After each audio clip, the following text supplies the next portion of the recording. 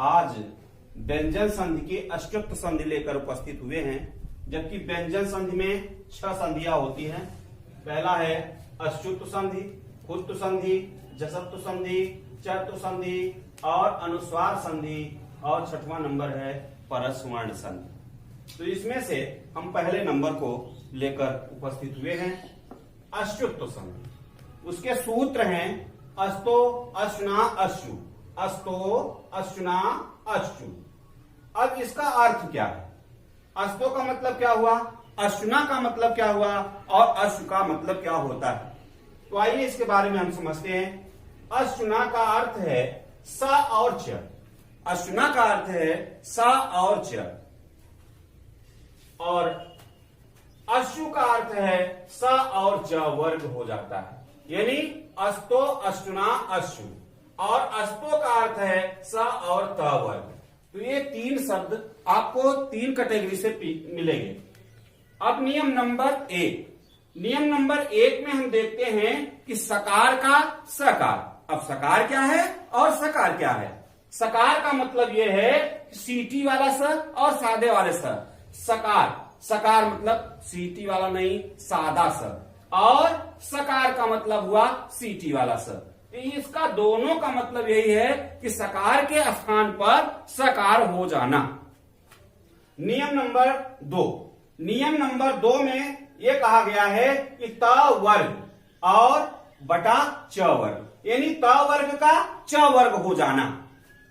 त वर्ग का च वर्ग हो जाना, यानी कि नियम नंबर 3 में फिर समझिए दूसरे को, तो त वर्ग का मतलब क्या होता है और च वर्ग का मतलब क्या होता है? तो त वर्ग का मतलब यह होता है कि त से लेकर के पूरी लाइन का, यानी पूरे अक्षर, यानी त थ द ध न, ये आपके 5 वर्ण आते हैं। और च वर्ग का मतलब क्या होता है? च से लेकर के इया तक, यानी च छ ज झ इया।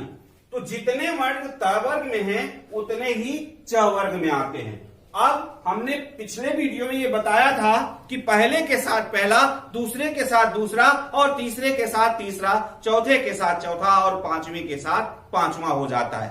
तो यहां वही प्रक्रिया लगेगी, वही सूत्र लगेगा नियम नंबर 3 में कि त के स्थान पर च हो जाना, त के स्थान पर च हो जाना और च के स्थान पर त हो जाना। चाहे इसको नीचे से ऊपर की ओर ले जाएं और या नीचे से ऊपर की ओर, यानी ऊपर से नीचे और नीचे से ऊपर, दोनों स्थितियों में ये लग जाता है। यानी च वर्ग का त वर्ग और त वर्ग का च वर्ग। कहने का अभिप्राय यह है कि यदि अगर त वर्ग होता है, उसमें से कोई वर्ण आता है, तो नीचे आपका च वर्ग हो जाएगा।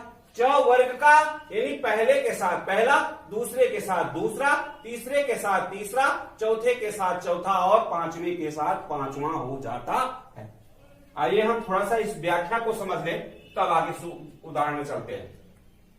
यहां कहा गया है कि सकार या त वर्ग, सकार या त वर्ग त थ द ध न के साथ सकार, वही चीज, यानी सीटी वाला स और सादा वाला स। तो जहां सादा वाला स होगा वहां सीटी वाला स हो जाएगा, जैसा कि नियम नंबर 1 में कहा गया है। तो आइए, सकार या च वर्ग, च छ ज झ इया का योग होने पर, यानी दोनों को जुड़ने पर स का स सीटी वाला स होगा तो सादा, और सादा स होगा तो सीटी वाला स हो जाएगा। तो त वर्ग का च वर्ग हो जाता है, जिसे हम अस्तो का, जिसे हम क्या बोलते हैं? अस्तो। अस्तो का अर्थ है स। अस्तो का मतलब अस्तो। यहां स जो पूर्ण रूप से नहीं है, वही आधा स में दिखाया गया है। तो अस का मतलब हुआ स और त का मतलब हुआ त वर्ग, यानी इन दोनों शब्दों का वर्ग भी समझ में आ जाए, जैसे स का स और त का त। तो स और त वर्ग का अश्ना का अर्थ है, अश्ना का अर्थ है स और च वर्ग के साथ, तथा अश्व का अर्थ है स और च वर्ग हो जाना। आइए हम उदाहरण पर देखते हैं। उदाहरण नंबर 1, जैसे सूत्र में पिछले बार हमने बताया था कि प्रथम पद प्लस द्वितीय पद बराबर संधि, यानी पहले पद के साथ दूसरा पद जोड़ दिया जाता है तो संधि हो जाती है। जैसे उदाहरण नंबर 1, उदाहरण नंबर 1 में दो पद हैं, पहला और दूसरा। पहला पद है सत और दूसरा पद है चित, यानी दोनों को जोड़ देने पर सचित हो जाता है। ये तो सही है, ये तो डायरेक्ट हम ऐसे जोड़ सकते हैं, कह भी सकते हैं, मुंह जबानी भी कर सकते हैं, लेकिन हमने जो नियम बनाया है उसका उपयोग नहीं हो पाएगा। इसलिए हम इस नियम को समझने के लिए, शार्ट विधि से समझने के लिए ऐसा नियम रखा है। नियम नंबर 3 को हम लेते हैं। अब हम नियम नंबर 3 को लेते हैं तो पहले पद में त वर्ण आया है। त वर्ण आपका 1 नंबर का है।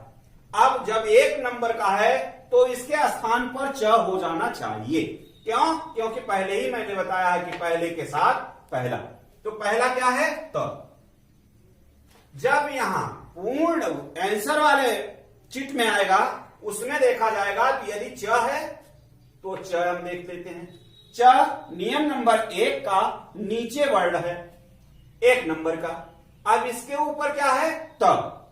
तो त वर्ण को हम लेते हैं, यानी पद को बांटते समय यहां त हो जाएगा च के स्थान पर, और यहां च हई है तो दोनों मिलकर के हो गया दो पदों में सत और चित।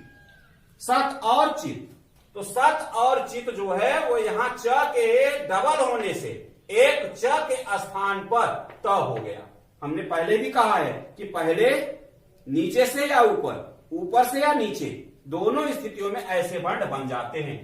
इसी प्रकार से दूसरा उदाहरण लेते हैं, रामस धन सेते। तो रामस यहां सकार का नियम नंबर 1 में, नियम नंबर 1 में कहा गया है कि सीटी वाला स यदि नीचे है तो ऊपर सादा स हो जाएगा, यदि अगर सादा वाला स है तो नीचे सीटी वाला स हो जाता है। ऐसी स्थितियों में यहां वही चीज हुआ है। नियम नंबर 1 के अनुसार यहां रामस धन सेते, तो रामस में स आया। स कहां से आया? क्योंकि पूर्ण वर्ग जो शब्द है, यानी हमारा जो संधि है, उस संधि में सीटी वाला स डबल आया है। तो जब डबल होगा, यानी डबल शब्दों में, तो उसमें एक स सीटी वाला जो है वो सादे स को संबोधित करता है। इसलिए नियम नंबर 1 का प्रयोग करेंगे, सकार के साथ सकार हो जाता है। तो यहां वही प्रक्रिया हुआ है कि रामस, तो यहां सीटी वाले के स्थान पर सादा सा हुआ, और सेते, सेते पहले से है। जब इसको हमने 2 भाग में बांटा तो पहले भाग में राम है और उसके साथ स आता है, तो स के स्थान पर सादा स हो जाएगा, क्योंकि यहां सीटी वाला स का प्रयोग किया गया है। ऑलरेडी ऐसा नियम है कि यदि अगर सादा स है तो सीटी वाला, और सीटी वाला स है तो सादा वाला, नियम नंबर 1 के अनुसार। तो यहां हमने रामस लिख दिया और रामस के साथ सेते 2 पद बने। दोनों पदों को जोड़ने पर फिर वही प्रक्रिया होगी कि रामस, यहां अगर सादा स है तो यहां आंसर में आधा सीटी वाला स हो जाएगा।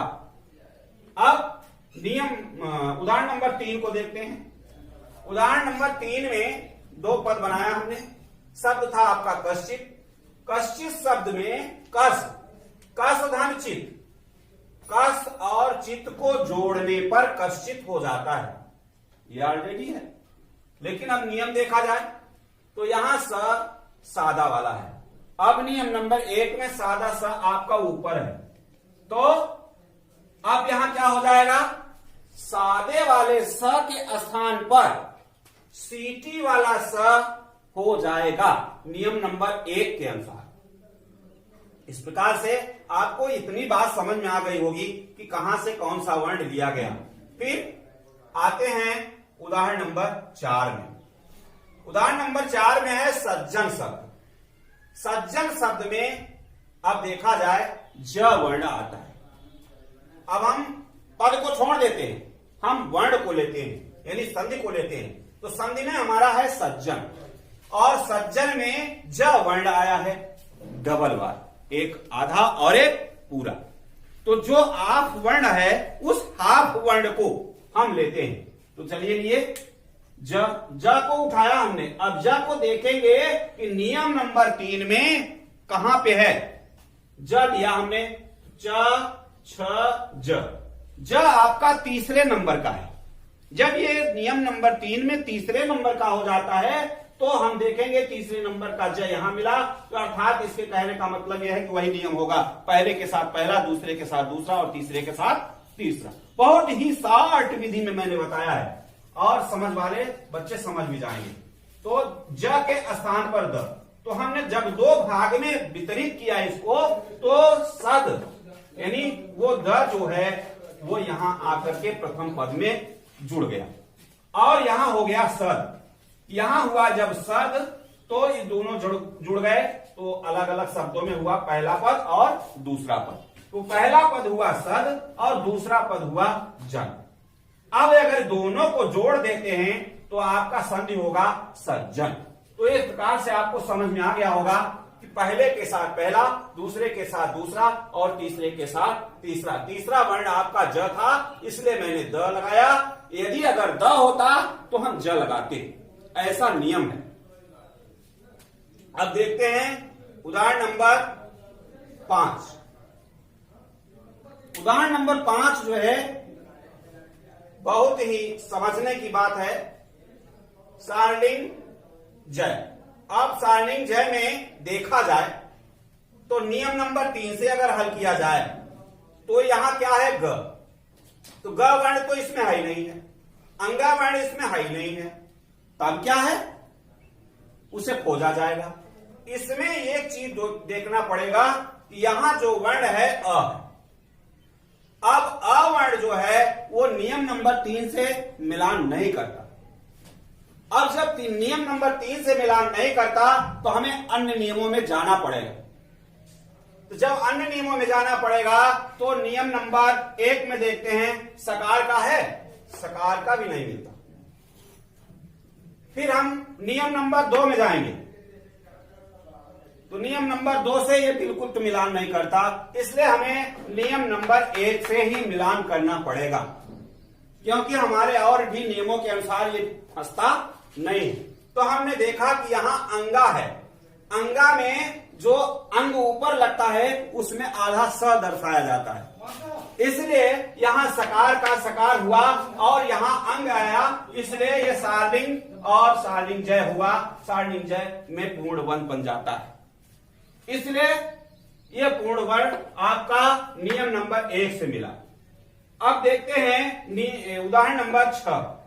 उदाहरण नंबर 6 में है 2 पद। फिर हम इधर से चले, बृहद झन झरत। अब इसको देखेंगे किस नियम से ये आएगा। तो यहां जो है बृहद झर, इस वर्ण में ज मिल रहा है और ज वर्ण आपका सीधा कहां मिलता है, नियम नंबर 3 के तीसरे वर्ण में, नीचे साइड। नियम नंबर 3 के तीसरे साइड में तीसरा वर्ण आपका ज मिलता है। अब यहां ज है तो ज के स्थान पर सीधा द हो जाएगा और बृहद धन झरत, झर पहले से है और यहां बृहद बृहद, अब ज के स्थान पर द बन गया, इसलिए बृहद धन झरा हो गया। अब ये दोनों मिलकर के आपका नियम नंबर 3 से ही प्रभावित होता है, इसलिए नियम नंबर 3 में ये शब्द आपके मिलते हैं। अब नियम नंबर 3 के अनुसार आपने देखा, फिर अगला उदाहरण देखते हैं किसमें फंसता है, नियम नंबर 1 से फंसता है या 2 से फंसता है या 3 से फंसता है या व्याख्या से फंस आती है। तो चलिए हम 7वें उदाहरण को देखते हैं। 7वें उदाहरण में 2 पद बने। पहला पद है उत धन चारणम। अब उत त है तो त हम नियम नंबर 3 में देखते हैं क्या है, तो नियम नंबर 3 में पहला ही वर्ण आपका है जो त से दर्शाता है, तो त के स्थान पर क्या हो जाएगा, च, क्योंकि यहां त है तो च, और च होगा तो त हो जाएगा। तो यहां च है इसलिए हम यहां उत लगाते हैं, त लगाते हैं और दोनों मिलकर के ये वर्ण हो जाता है उच्चारणम। इस प्रकार से पूरी व्याख्या को देखते हुए हमारे बात समझ में आती है ये नियम नंबर 1, नियम नंबर 2, नियम नंबर 3 के अनुसार बहुत ही सरल और सूक्ष्म रूप से आप इसे समझ सकते हैं, जो अच्युत संधि को दर्शाता है।